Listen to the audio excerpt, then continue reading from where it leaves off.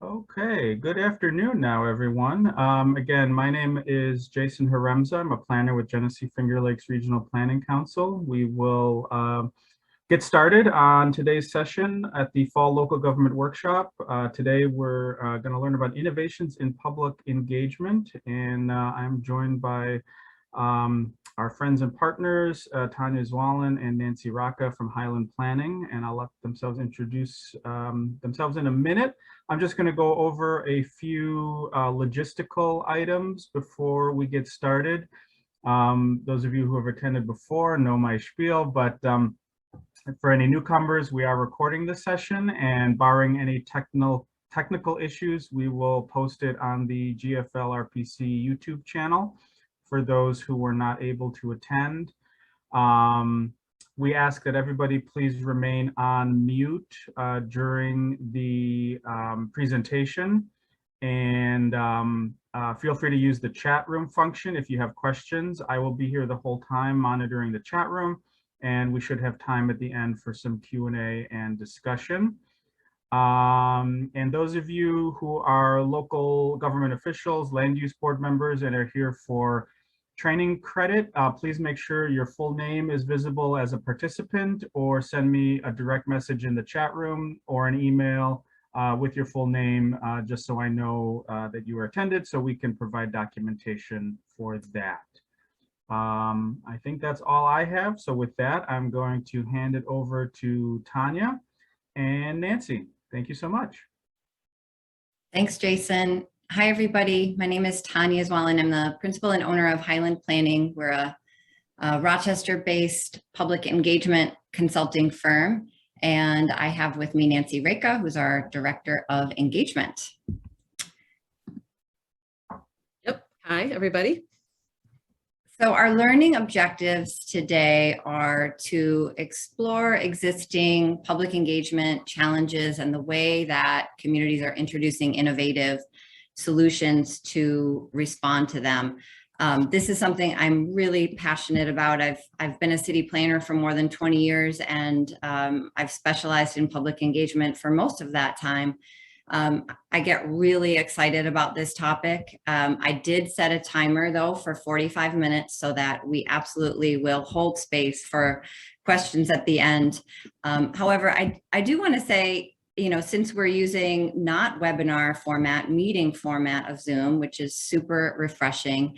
If you have a question as we're going through, I won't be looking at the chat while I'm presenting. And if it's a burning question, feel free to break in and ask the question. I wish we were all in the room together. It's so nice that we get to just connect at lunch briefly, but I would love for this to be a conversation. And I do have a question in the midst of my presentation that I will pause and hopefully we can have a discussion about. But our goal is to talk for about 35 or 40 minutes and then save the last 20 minutes for questions and answers. And I've got the agenda here up on the screen. First, I'm going to give you a little bit of background on public engagement. What is it? How are we doing it? Why are we doing it? And then Nancy and I are going to lead into 3 challenges that we're seeing in our practice all the time, every day, and some innovations that we're seeing to respond to those challenges.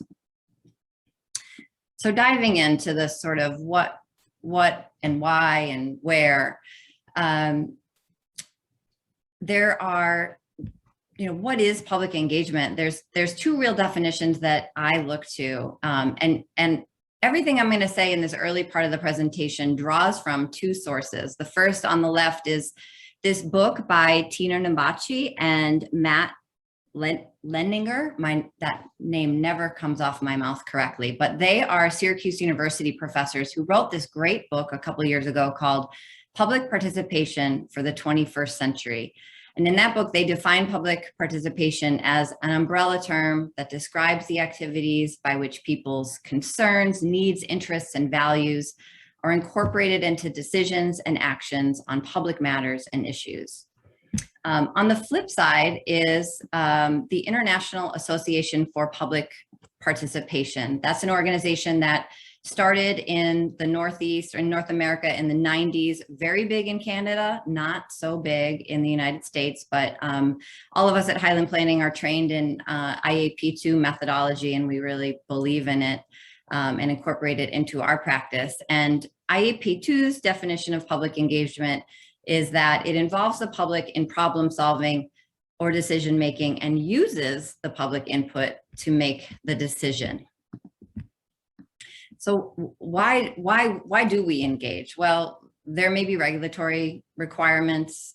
It might be to support a grant application or to provide information to the public. You can see Christopher here up on the screen. He's at a bus stop in Irondequoit sharing the Monroe County update to the RTS system during Reimagine RTS, getting feedback from stakeholders. We conduct public engagement also to avoid potential controversies, learn about issues, and think about them as we design a project or plan a project. Mitigate negative impacts. Sometimes we engage to apologize for something that happened that we regret. The bottom line, in my view, is that public input really does make a better outcome, and that's really the main reason to do it. So this is pulling from that 21st Century Public Engagement book by Tina Nabachi. This is sort of the structure of public participation. I'm going to go kind of real high level for a minute here. And in their book, they talk about there's indirect participation and direct participation. And indirect participation, we do that when we vote or when we donate money, and it's not necessarily weighing in on a certain topic, but it's contributing to our democracy. Whereas a direct participation is more connected to actual decisions that are being made in our communities. And within the direct participation framework, there's thick participation, thin participation, and conventional participation. And I'm going to talk about all three of those. This was an aha moment for me when I read this book. So I like to, anytime I talk about public engagement, I like to share this framework. So thick participation, you can think of it as deep participation also. That's the working with small numbers of people, empowering a small group. It's a really effective way to get people involved in a decision-making process, but it's time intensive. And it's not as common, but think of an all-day charrette or even a public meeting where you're working in small groups. That is a thick participation. If you can get somebody in the door for a 90-minute meeting about a particular topic or project, that is considered a thick participation. So thick participation, these are the characteristics. It's proactive, you're hoping to attract a critical mass of people to work on your project with you. There's usually small group facilitation to guide a discussion.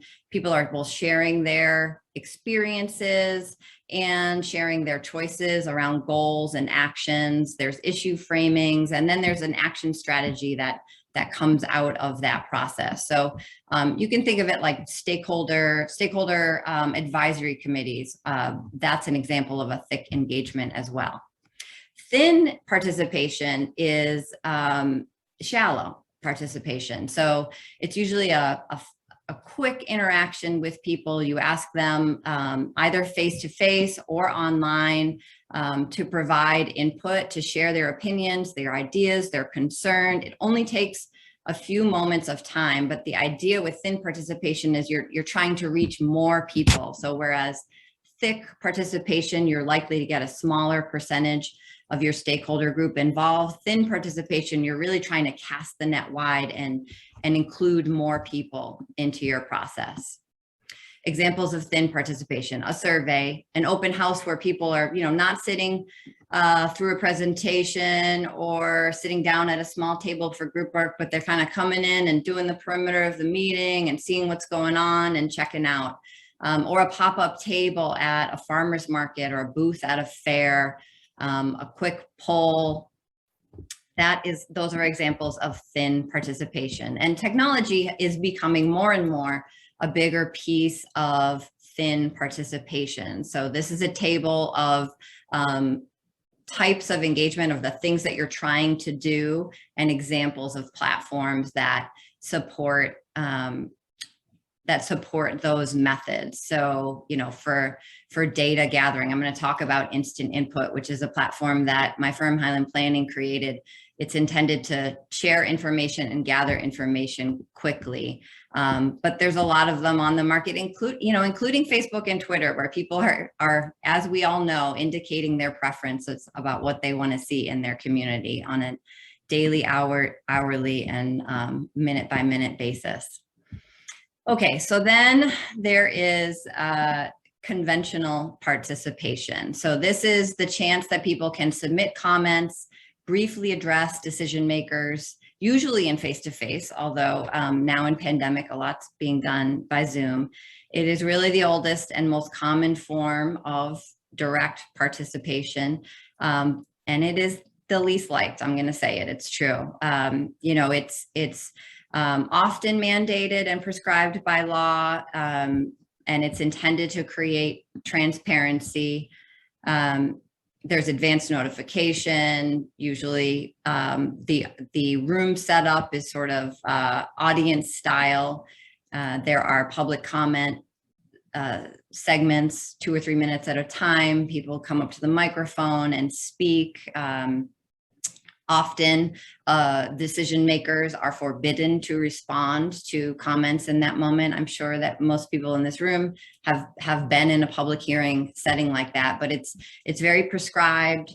There's a preset agenda. Issues really can't be raised in that moment. It's not conversational. It's really a one-way communication. So examples of conventional participation are notice and comment periods, public meetings, town hall meetings, boards and commissions. Okay, now we're gonna switch over to the second item in our agenda, and Nancy is gonna introduce the challenges and innovations. Nancy. Hi, everybody. Yeah, so I think most of you came here today because this is meant to be a conversation about innovations in public participation. And we've seen some trends, definitely since pandemic, but just in general recently. And so each of the innovations we're going to be talking about today corresponds to a challenge that we're seeing. And the first one that we're going to talk about is the challenge of opposition and outrage. And also, kind of related to that, how sometimes decision makers are reluctant about engaging in public engagement because they're afraid of the opposition and outrage, and they kind of want to go to that lowest common denominator so that people they don't open themselves up to criticism. So we'll talk about what we're seeing to address that. We also see a lot of our clients asking us how we're going to reach harder to reach populations. So lower income populations, minority or racial diversity, and just people who typically are less likely to participate in a public engagement process. So it could also be people like school kids, for example. And so that perception of lack of equity in public participation is a challenge that we're seeing addressed more and more with paid participation of stakeholders. So we'll get to that. And then finally, again, sort of related to that is that lack of access, especially in pandemic, when everything's been virtual. What if you don't have access to the internet? What if, you're not adept at getting on Zoom? How does that affect you and your ability to participate? And there, we're going to talk a little bit about this tool that Tanya mentioned called Instant Input. So we'll go in now to the opposition and outrage piece. Okay, so heads up, I have a question here at the bottom of the screen of if anyone wants to share a story of a conventional engagement process that resulted in outrage. But I think we're seeing this more and more. I've been working in the field for 20 years, and I feel like I'm seeing it a lot more now than I did at the start of my career. And I think I noticed that both citizens and public officials have become frustrated with the conventional participation model, and that it's viewed as, restrictive, and, potentially harmful, because it doesn't allow, it forces people to, first of all, show up at a meeting and speak. And it's a one-way communication, and people feel really constrained, and like their questions are not answered, and they're not clear about how decisions are being made. Is there anyone here at the meeting who feels like sharing a story with the group?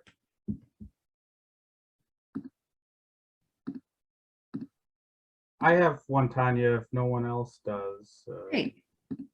So this is not a story I experienced myself, but I worked for a rural town in the Southern Finger Lakes recently, and I heard a story from the town attorney regarding a nearby town. He's a town attorney for several towns in the area, and this was long before COVID. He spoke about an incident where a public hearing needed not one, but two armed sheriff's deputies present, one in the meeting to remove people, and then one outside to take care of the people who had been removed. And it came up in my work with the town of Danby at the beginning of COVID, when we shifted to online and Zoom meetings. And that was, and I'm sure you'll talk more about this, remote meetings, it's kind of a double-edged sword. There are pluses and minuses to it, but one of the advantages that the town board and the town supervisor spoke about was the ability to sort of remove somebody with the click of a button, rather than needing two armed sheriff's deputies present for an in-person meeting. So that surprised me, hearing that story. It's thankfully nothing I had experienced in my previous work. Do you recall what the topic of the meeting was? I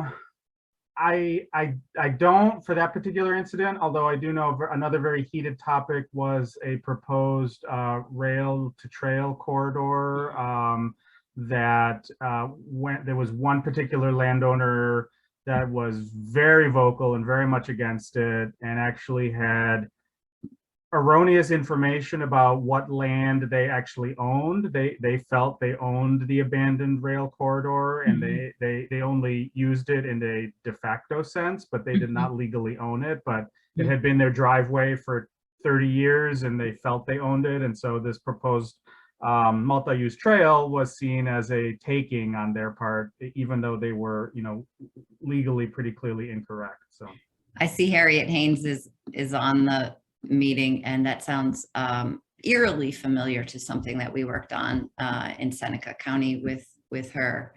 But we didn't have opposition. We didn't have outrage. We had some opposition, but we didn't have outrage, and that's kind of there's a spectrum to it. I think armed sheriffs would be the far end of the spectrum there. Okay, so and also Tanya Allison had something to share. Oh, she did. Great. In the chat. Does she want to unmute? Yeah, Allison, do you want to unmute and share what you put in the chat? Oh, sure. So I wanted to give a statement in a public hearing for our County Board of Supervisors. And I ended up only finding out from someone else that knew how the operations worked really well, that I had to actually email ahead of time, asked to be added to a speakers list. And then I was able to get up, give the statement that I wanted to give. And, and then afterwards, it really didn't feel like it made any impact at all, because of course, I don't want to say the decision had already been made, but, it was whatever I said really had no impact. And it just kind of felt like there was not a lot of, it seemed like the public hearing didn't carry a lot of weight at all, let alone the fact that there were a lot of barriers to access. Because if I had just shown up and, tried to give a statement, I wouldn't have even been able to. So I do agree that that's like kind of challenging. Yeah, that happened to me once with the Rochester City Council, where I got there and I was all brave and ready to speak, and I realized that I had not signed up and therefore would not be speaking. And that was really disappointing to me. Especially because as a member of the public, if you're going to take that step and go try and say something, you should at least be given the ability to do so. Yes. Yeah. Yeah. Thanks for sharing that. That's great. So, I guess I would offer to the group, challenge me if you think conventional participation has a place and is a worthy way to engage stakeholders. Like let's talk about it. But I'm here to say I think that it's not. And this slide is pulled from Tina Nabachi about what is good participation from that 21st century public participation. Good, she says, good participation means treating people like adults, giving them respect, recognition, and responsibility by giving them factual information, using sound group process techniques, giving people a chance to tell their story, giving them choices, giving them a sense of political legitimacy, supporting people to take action beyond the project to improve their community, making participation enjoyable and making it as easy and convenient as possible. So, these are our guideposts and how we attempt to design public engagement processes to support decision makings and reduce that opposition and outrage. And here is a table that includes the attributes of treating people like adults that I just went through on the previous slide, and the forms of participation that we reviewed. So there's the thick engagement, that's the deeper engagement, the thin, sort of wide, more people, and the conventional. And comparing each one of these methods, approaches, with these attributes of our goals of good participation. And we can see that, yes, thick participation provides information. It gives people a chance to tell their story. It gives them choices. They feel politically legitimate. They're supporting an action. There's sound group process techniques, hopefully. Is it enjoyable? I think that's funny. Sometimes it might not be. I think we've all been to some, 2-hour public meetings that were not enjoyable, but hopefully if it's designed well, it is enjoyable, and that it's easy and convenient. And under thick, the answer is no.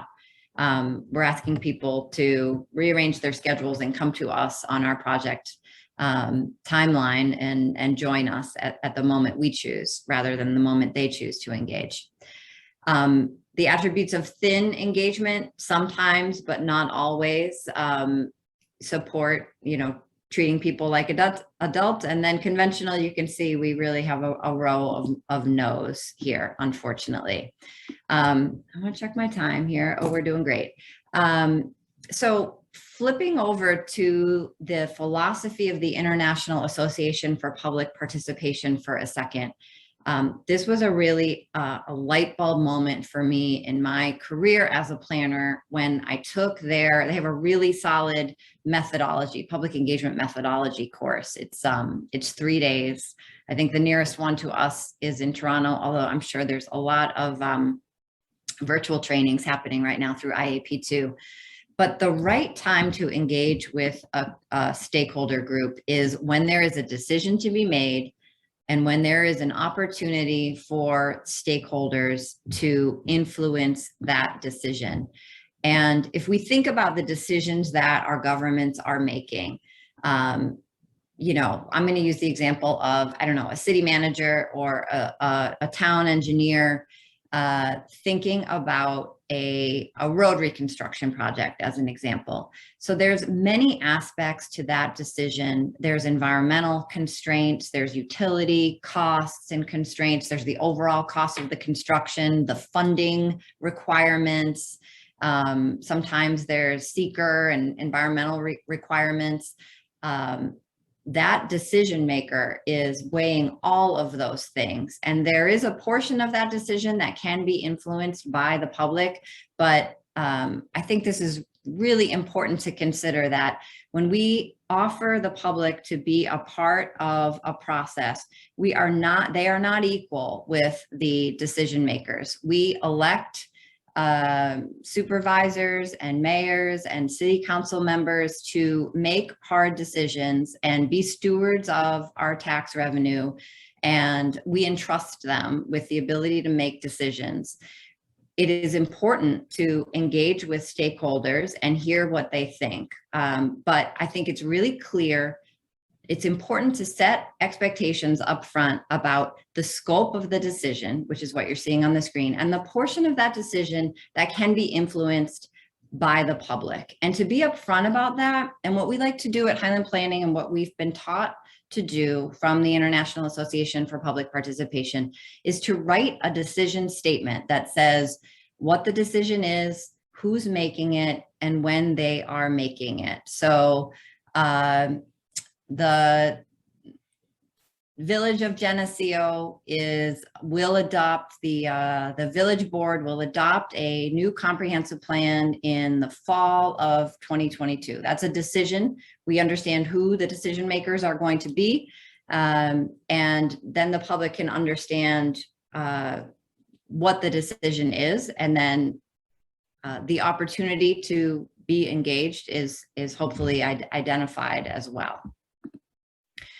The other thing from the International Association for Public Participation that's important to mention is that there's a spectrum of involving people. So you figure out what aspect of the decision they can be involved with, and then there's a spectrum of how involved they want to be and how involved the decision makers want them to be. So the spectrum goes from inform, consult, involve, collaborate, and empower. Inform is, hey, we're citing a new waste management facility. We'll let you know when we decide where to put it. Consult might be, where do you not want it? Or where do you want this waste management facility to be? Involve would be more of a two-way conversation. Hey, we have 3 sites. We're going to have people respond to a survey or come to a workshop and talk about the pros and cons of each one of those 3 sites. Collaborate is having a stakeholder advisory committee involved with the decision-making process, or using a participatory decision-making process. And then empower, all the way on the right end of the spectrum, is, hey, we need a new waste management facility in our community. You all decide, and whatever you decide, we will implement. That really never happens, very, very rarely. But participatory budgeting is an example of empowerment on the IAP2 spectrum. So what we like to do when we start a process is ask our clients, where on this spectrum do you want to be? How involved do you want the public to be with the decision that you're making? And then we like to check with a few community members and see where they think they want to be on this spectrum. And if they're off balance, if the client is saying, oh, we just want to inform them, and the community is saying, no, we want to collaborate, then we got to have a talk because we're setting ourselves up for opposition and outrage. So we usually like to check with both sides. It's usually somewhere in the consult, involve, occasionally collaborate space. And then we design a process that aligns with that. And you can see on the bottom, the engagement examples change based on where you are in this spectrum. So good participation really can solve problems. We've seen it happen. It can create stability. It can improve community. It can solve problems. It can prompt citizens to become more involved, solve problems themselves. It definitely generates new ideas. It helps people find resources, allies, new connections. It can develop leaders within a community. It encourages public and private collaboration. And I added this one, it can save money. It really can. It's cheaper than a lawsuit, is what I like to say.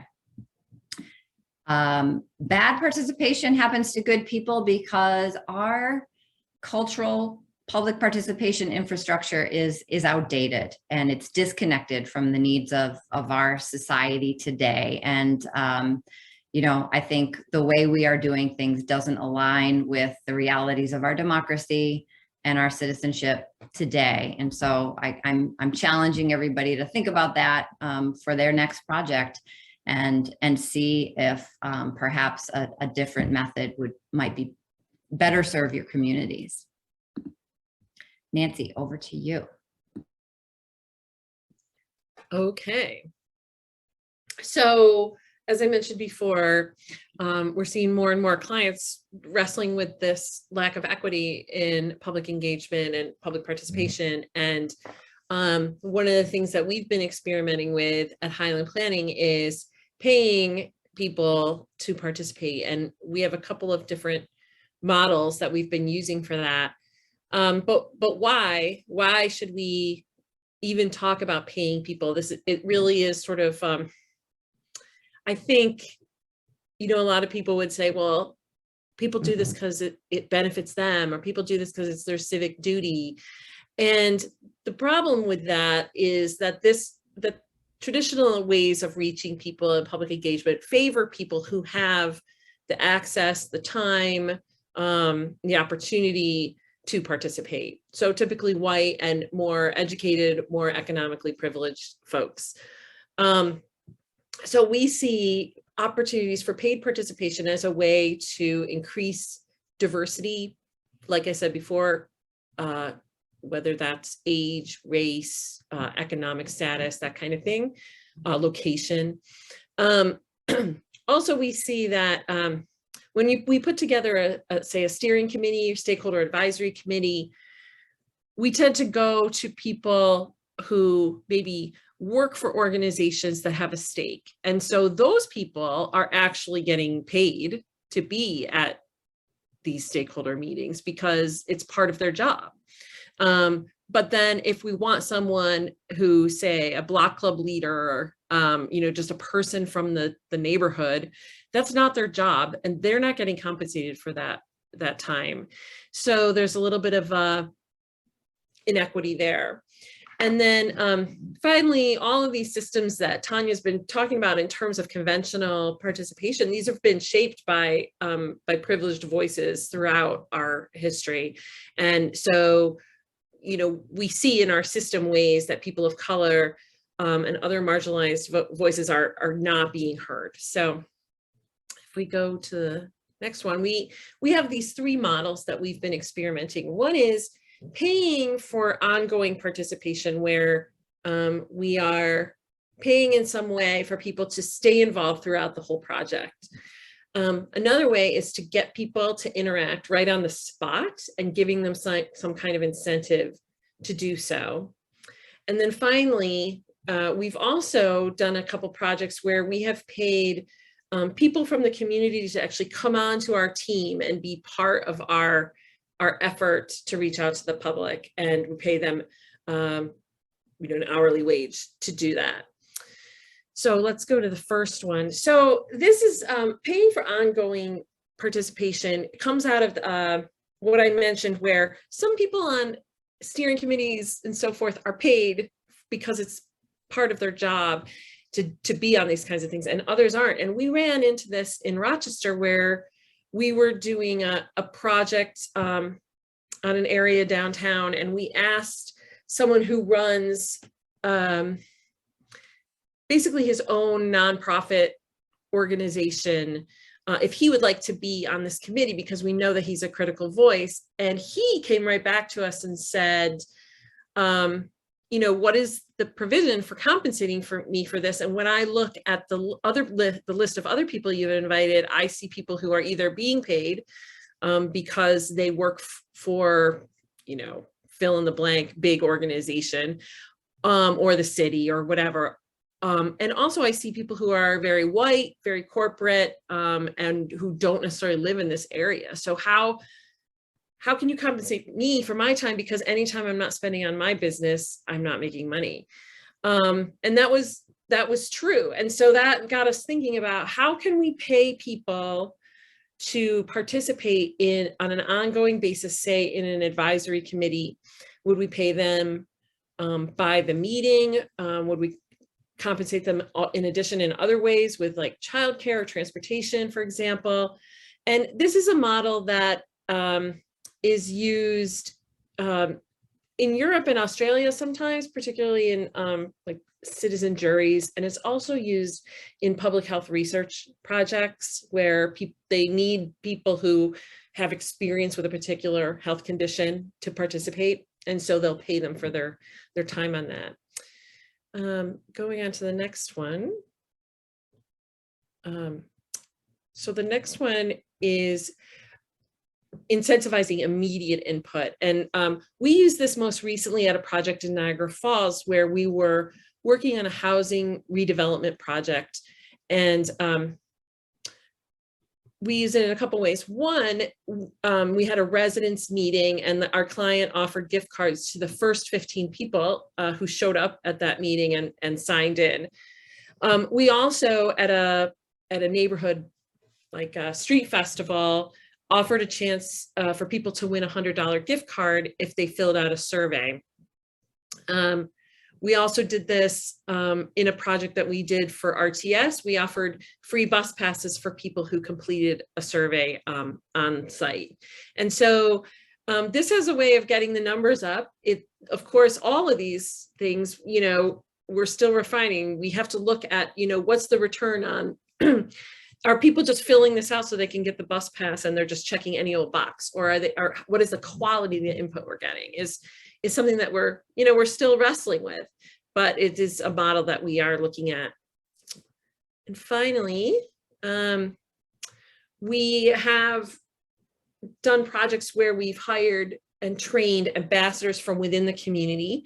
We recently did this on a project for the city of Rochester where we needed to reach very specifically single women of color with children who had experienced housing insecurity. And so for various reasons, one, finding the precisely right people in the community we knew was going to require some specialized knowledge of that community. And also the fact that, you know, our outreach team didn't necessarily reflect those demographics. We wanted to work with somebody who really, we felt knew the situation, knew lots of people in the community and could talk to people without triggering any trauma that they might have experienced. And so we hired someone as an ambassador, trained her in the outreach portion of it and had her conduct a lot of the one-on-one interviews as we went forward.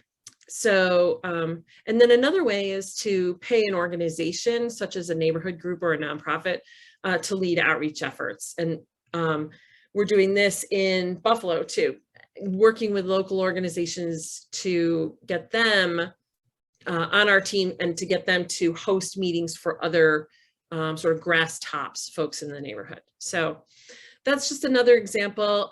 Again, all of these are really like fruitful areas of discussion, and we welcome any, you know, comments or thoughts you have on that, because we're always trying to improve that. But that's one of the innovations we're looking at. Awesome, Nancy. Thank you.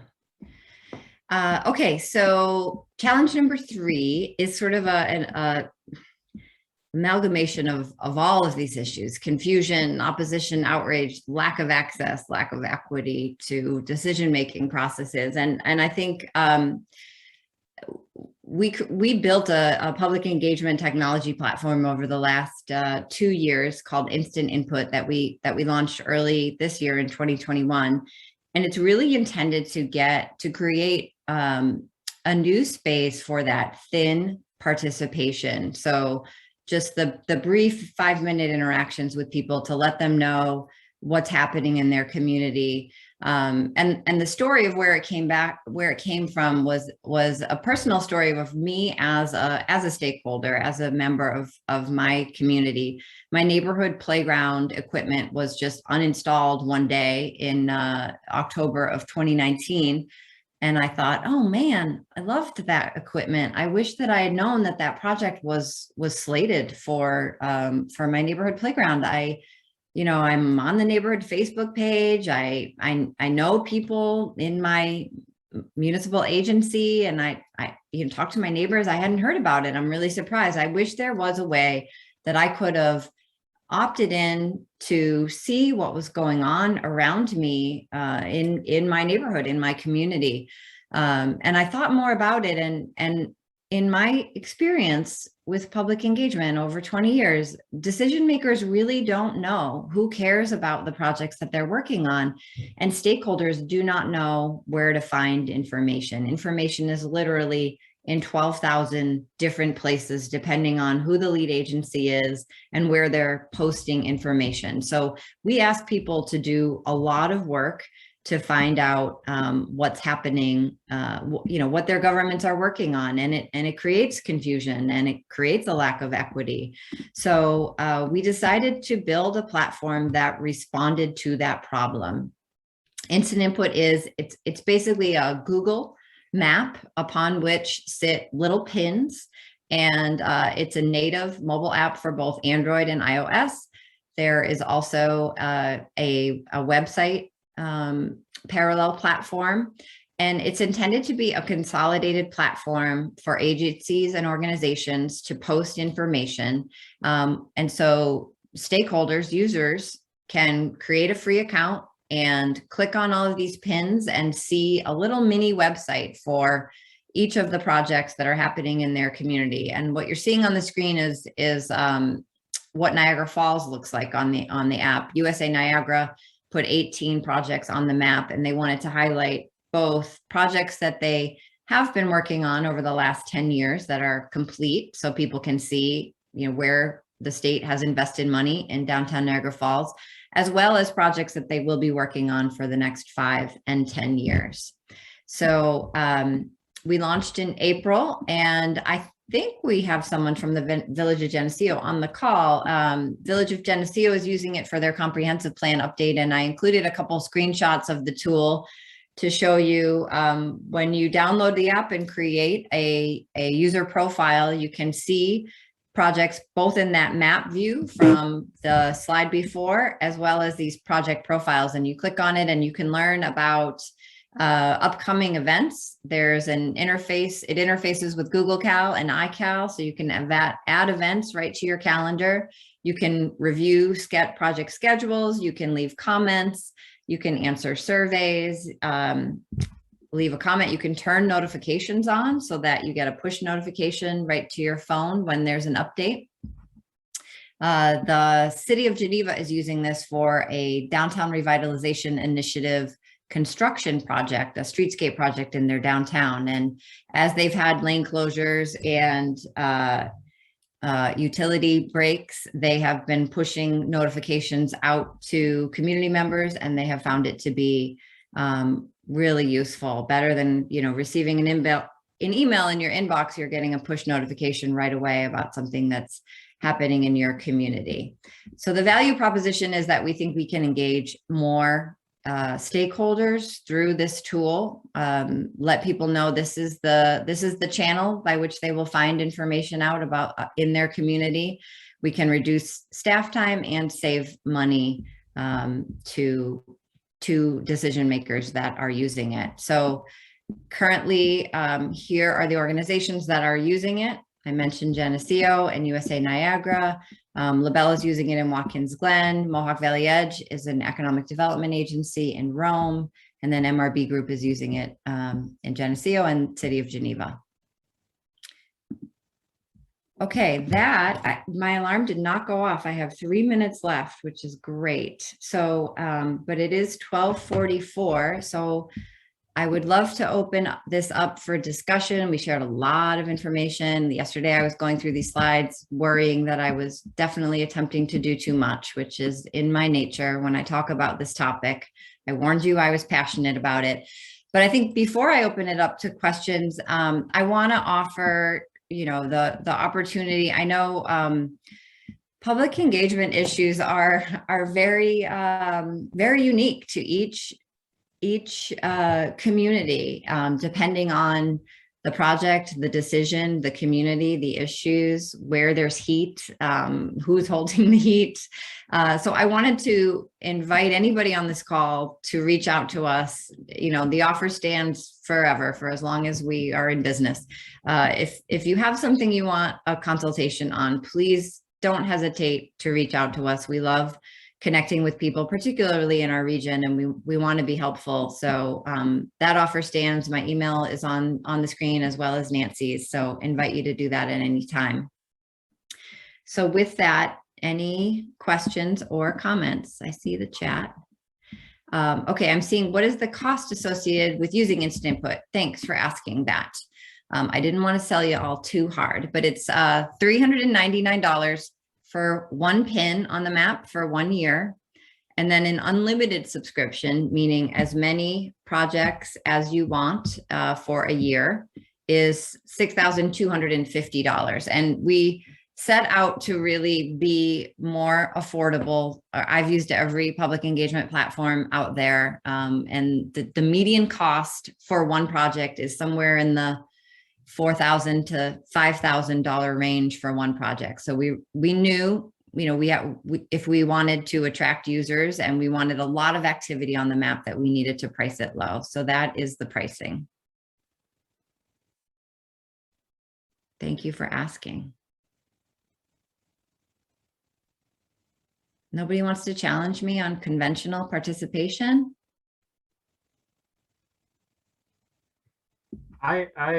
This is Jason again. I'll jump in. I concur wholeheartedly. I mean, I've done conventional participation from both sides as a public employee and as a citizen, and found it frustrating from both sides. And I guess shifting from that a little bit, I wanted to just comment on what some of the things Nancy highlighted with the paid participation. And I've worked, I worked for a very small rural municipality that was overwhelmingly white. And I know, and I've worked with a lot of them out there. So I just want to reinforce that, the history of communities across upstate New York, is that many of them are still overwhelmingly, 90, 95%, 98% white communities. But don't let that, don't think that you don't have challenges for access even within a overwhelmingly white place. I remember the town I worked for, there were, single parents, there were young adults working multiple jobs. There were, there's all kinds of barriers to conventional access that is connected to stage in life, to economics, to child or other family care issues. So I think it's important to keep all those things in mind. Yeah, that's a great comment. You might want to engage farmers, and you might need to incentivize them to join you.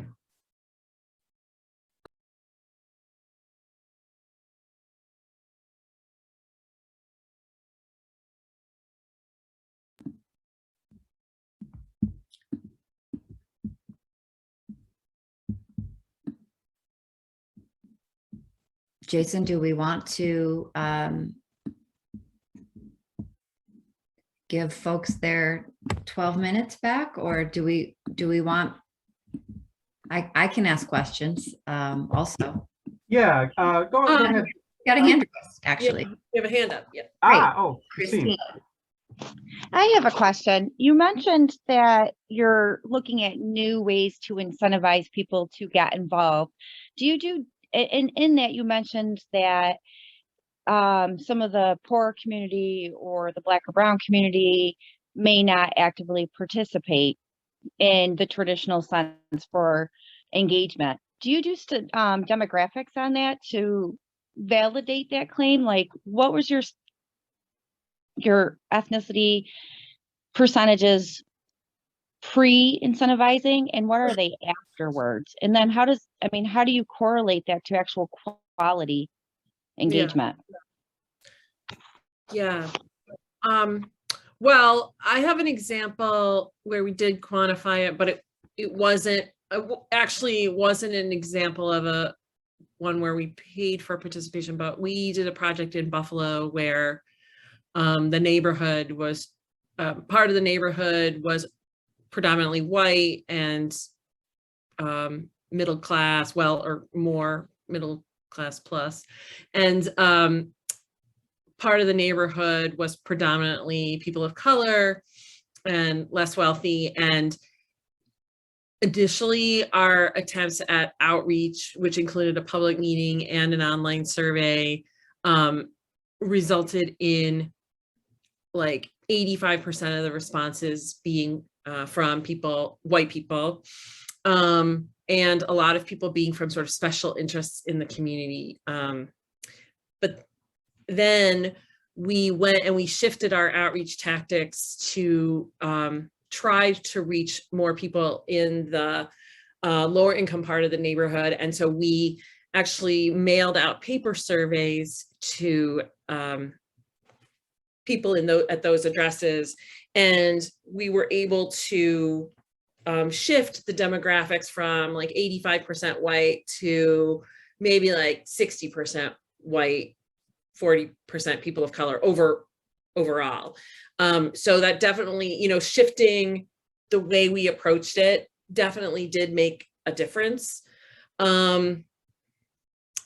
And like I said, in that case, there was no financial incentive. Like I said, when we did see, when we passed out bus passes, there was a little concern that we're getting more information, but maybe we're not getting the same quality of information that we would want. So Tanya, do you have anything else you wanted to add there? Yeah, I would say we typically do know the demographics. If it's a planning project, we typically do a demographic analysis, or one is conducted by one of our team members. But a lot of times this is directed by our clients. And, I think everything we really do is set by the decision maker and where on that spectrum they want to be, and who it's important for them to hear from in order to make a decision, the decision that they're making. So I would say we often get that directive from our client. And if we notice that our survey responses are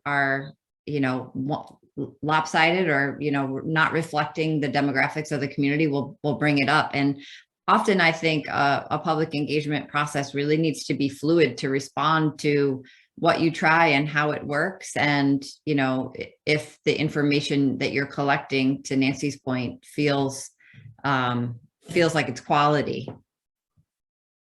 So Clara has a hand up. Clara, go ahead. Yeah, I have a kind of a different topic. Can you hear me okay? Yes, thanks. Yeah, okay. Our small town, rural character, some of those constant things that come up when a project is looming and people say it ruins the rural character. Our one project is gravel pits are in our town, and the trucks seem to have their own way, and they ignore our rules, and then they've been given DEC permits, so that's beyond our ruling of what can happen there. So we're kind of stuck in between very angry citizens and the DEC and our limitations as planning zoning boards. We do engage in conversations because we all feel so guilty for them, and we all feel like we understand their position. They're furious and they keep coming to our meetings. And so they're being heard. We're letting them talk. But it's a very tense situation. We all starting to hate these meetings because we're stuck with the DEC ruling over our town. So it's like that home rule thing. We have no rule. We have no power to help them. All we've been able to tell them is you can go and sue the DEC. So I don't know. I was just wondering if you guys have any input on something like this. The input that comes to mind initially is that sort of defining who the decision maker is. And in this case, it's unfortunately DEC. And so you don't have the authority to make a change, and therefore it needs to go to them. And I think if I were in your position, or, if I were an elected official, I guess in your town, I would be attempting to work with DEC to address the issue that my stakeholders and constituents are upset about. And having we've tried that myself before, I don't know how successful it would be. Yeah, it's not successful either. This is interesting, Clara. This is Jason again. So we had a very similar issue in the town of Danby regarding hemp production and how that was a decision basically made by a state agency. And I mean, I don't have much good advice other than to remind people constantly on your agendas at the beginning of every meeting. We are not here to discuss gravel hauling operations. That's not under the purview of this board. I mean, I'm sure you've tried that, and I know folks are frustrated and they show up at the only opportunity they have. It depends on how much you want to escalate.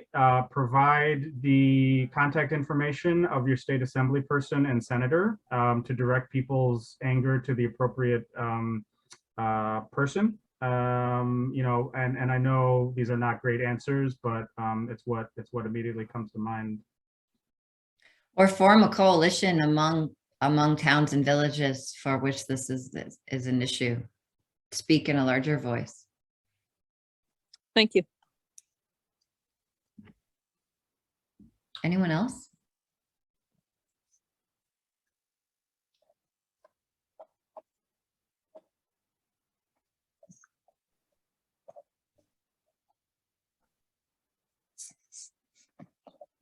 If not, Jason, I say we give them their 4 minutes back. Thank you, Tanya. I want to give a big thank you to Tanya and Nancy for sharing their time today and their knowledge and information. I learned a lot myself. I hope everyone here did. Thank you, all of you, for attending today. Oh, we do have one last question from Riwa. I see a hand up. Oh no, I was just applauding Tanya and Nancy's efforts. Oh, okay. Thank you. So I'll leave the meeting open for a few minutes if people want to chat or anything. But with that, again, a big thank you and enjoy the rest of your day. Thanks, everybody.